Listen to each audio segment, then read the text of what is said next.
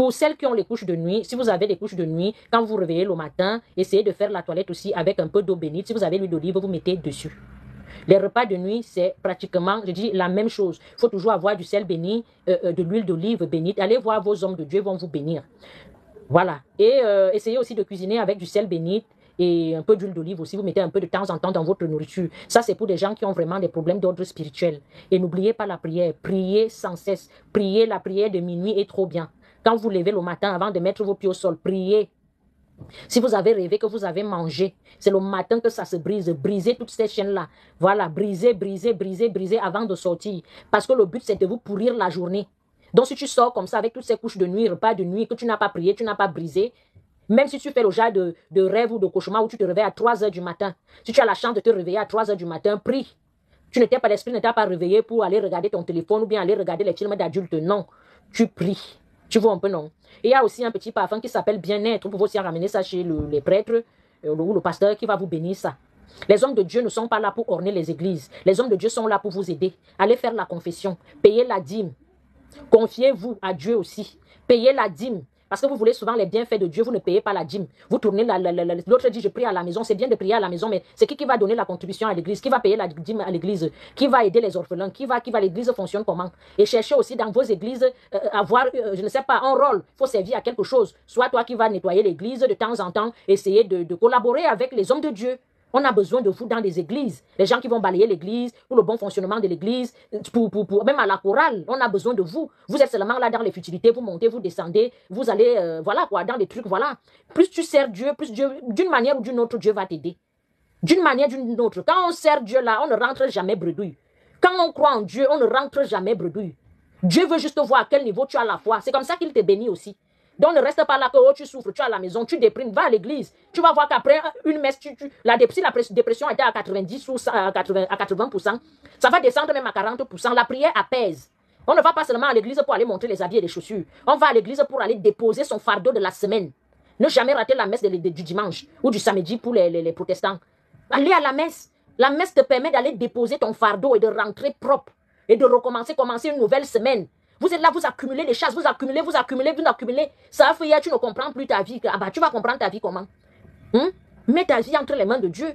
Crois en lui. N'allez pas chercher Dieu quand vous êtes déjà vous êtes déjà vieille, vous êtes déjà moche, vous êtes déjà froissée, vous êtes déjà laide, vous êtes déjà le style que non. Non, allez aussi chercher Dieu quand tu te sens belle, avec tes poches là, avec ton parfum, avec ton bon rouge à lèvres, avec ta jolie perruque, avec tes jolis ongles. Va aussi te présenter à Dieu que papa, regarde comment je suis fraîche, je suis belle, je me suis parfumée. Ce n'est que les boîtes de nuit qui doivent voir tous les habits que tu achètes. Ce n'est que juste pour monter et descendre chercher la vie de débauche. Pourquoi tu ne montres pas aussi tes vrais habits que tu vas montrer au bon Dieu comment tu es sapé comme jamais? Pourquoi tu ne montres pas au bon Dieu que non, je vais tuer ma dernière valise, la chaussure que j'ai achetée là, mon sac là. Je m'avais présenté ce bon Dieu que oui, vous voulez seulement vous présenter au bon Dieu que quand vous êtes fini, comme Maradona, tu arrives là, tu as les Maradona, tu arrives là, tu as les cernes jusqu'aux ongles. C'est là où tu vas voir Dieu. Donc Zamba Biboala.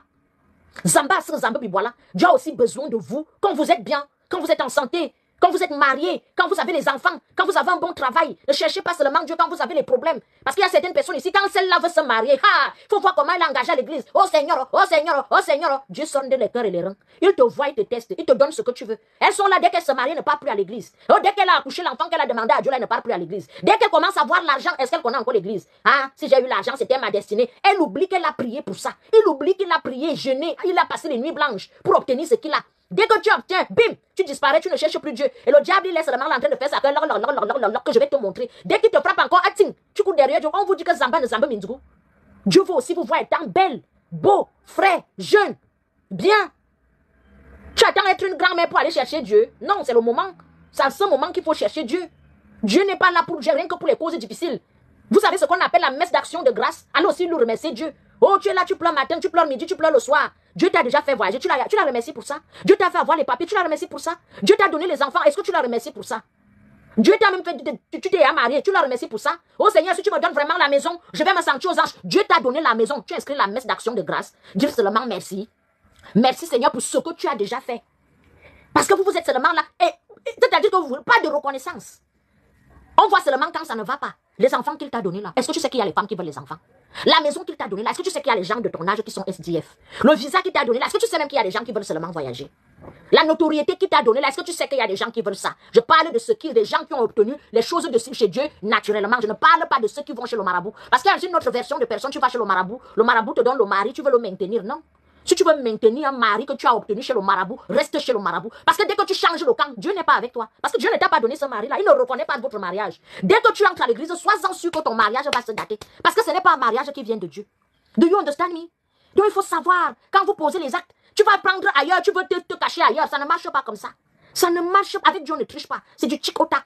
C'est blanc ou noir. C'est comme ça et pas autrement. Il n'y a pas d'à peu près, il n'y a pas de raccourci. Tu es là, tu as été fait man. Tu allais faire 2 millions, 1 million. Et tu vas cacher, tu vas investir sur l'argent. On finit de te manger l'argent, tu appelles Dieu. C'est Dieu qui t'a donné l'argent là. C'est un bien mal acquis. Et Dieu, le bien mal acquis, ne profite jamais. Si tu as volé pour avoir quelque chose, tu vas voler et que tu n'arrives pas à, je ne sais pas, à émerger. Et pourtant, la base de ton argent, c'est le vol. Tu n'émerges pas parce qu'un bien mal acquis ne profite pas. Pourquoi tu demandes à Dieu de t'aider? Pourquoi tu demandes à Dieu de t'ouvrir les portes, de te tenir par la main? Dieu n'est pas avec toi. Tu as allé voler. Va remettre, va rendre ce que tu as pris aux gens. Va rendre ce que tu as pris aux gens.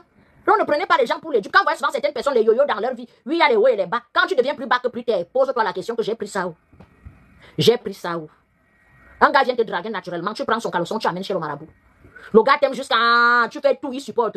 Le jour que le gars commence à prier, il te laisse. Tu vas demander à Dieu que Seigneur, tu vois, Dieu n'est pas avec toi. Il n'est pas avec toi, c'était pas ton mari. Est-ce que Dieu, tu as causé avec Dieu, Dieu t'a dit que c'était le tien? Pas du tout.